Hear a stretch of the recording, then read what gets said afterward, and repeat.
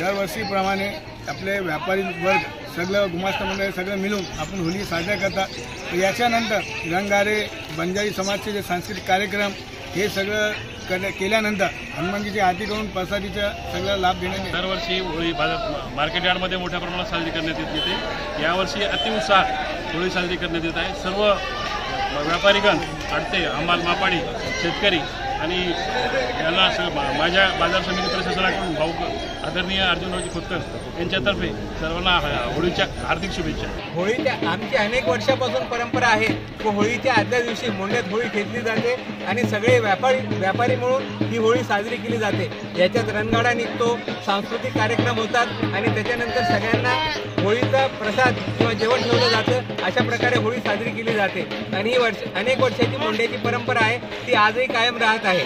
बंजारा गीतांनी साजरा होत आहे, याचा खूप आनंद होत आहे। दरवर्षी वेगवेगळे उपक्रम असे घेतले जातात। एकूण किती वर्षापासून ती होळी? खूप जुनी परंपरा आहे। मार्केट व्यवस्थापनापासून व्यापार बंद करून तुम्ही होळी साजरा करता?